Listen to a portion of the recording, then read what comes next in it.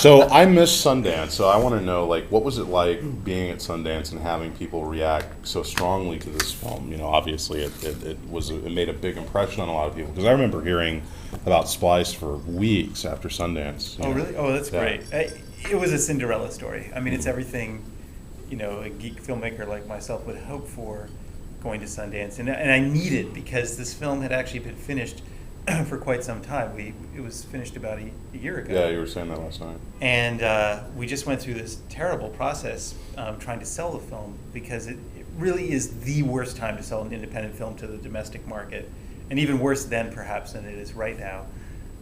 The two companies that were interested in the film went out of business, and I just, I could smell sci-fi, movie of the week premiere. It was really, and I'm not joking at all. It was on the cusp of happening. So, but as it turns out, everything had to go wrong in order for it to go right. And in fact, once we were at Sundance, we did get a positive reaction, and then we just, by an extraordinary fluke, Joel Silver became aware of the film and picked it up for Warner Brothers. So it's outrageous. It's just bizarre. These sort of things are not supposed to happen. I mean, I have to admit, it's been very consistent with the making of the film, which has been extremely painful and a lengthy process, but in the end, it's always worked out in the best way possible.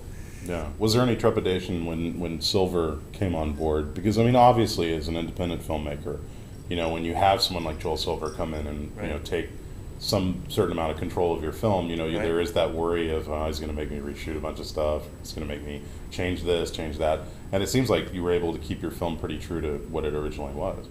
It just improved. I mean, I was terrified. Like, I have to say, the first day I sat down with Joel Silver in the edit room, I was absolutely terrified, because, he's a very powerful producer, and I didn't know exactly what he was going to do. But as it turns out, he was more afraid of me, because he liked the film as it was. He didn't want to change too much, and I think he was afraid that I might go overboard. So really, I was treated with, I have to, really express my gratitude, because I was treated, and the film was treated with tremendous respect. And in the end, we cut out 2 minutes and 11 seconds, all of which I think were good cuts that helped the film, and we did more work on the color grade and more work on the mix. So it's kind of a slightly more polished version of what was at Sundance.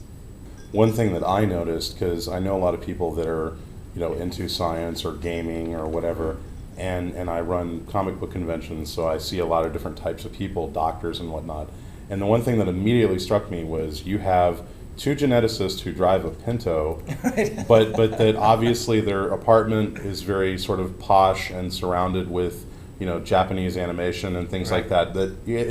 It's like they spent all their money on that, and I thought It's that is one of the most realistic depictions I've ever seen of anybody that is like a real life geek or nerd. Right. They spend all their money on the goofy stuff, and then they drive a Pinto. Right. And I remember thinking, wow, that's one of the most realistic aspects I've seen in a movie in a long time. So, was that something that you observed when you were talking to real geneticists? Did you see people that actually had that sort of quality of lifestyle?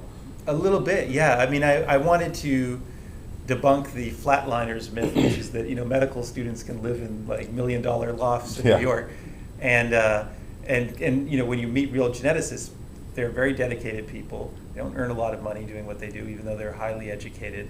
A lot of husband and wife teams and things like that. There are things like, yes, absolutely, and I think it's really admirable and touching that they do this kind of work without being compensated all that much. And I actually thought of Clive and Elsa. My sort of emotional entry pointed to them as, well, they're like independent filmmakers, or they're like an indie band, and that is essentially what I found to the greatest scientists to be as artists, because they have to be immensely creative to do the kind of work they do.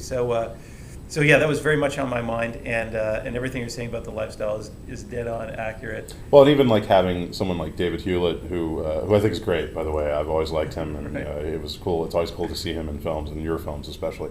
But to have, obviously you've got kind of the stuffy corporate guy that is overseeing them, and again, I think it feeds into the reality of nowadays when it comes to science, you have kind of these hip, fresh out of college people that Right. still very much have that look about them or have that Right. quality about them. and the people that are overseeing them are now the suits. You Right, know, like absolutely. yeah.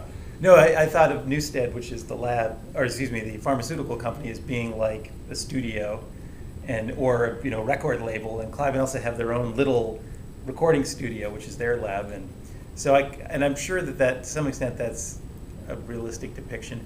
I mean, I'm pretty sure that everything that happened within the information age, like within the IT industry, where you had very young people making a lot of money, leading that industry, will likely happen in the genetics industry, because that's clearly the next industrial frontier.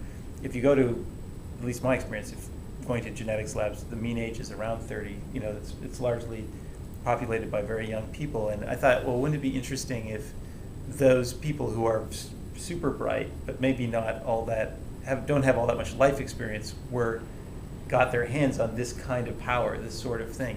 What terrible accident, what horrible results would result from that. So so it's a little bit of a comment on this particular generation. Mm-hmm.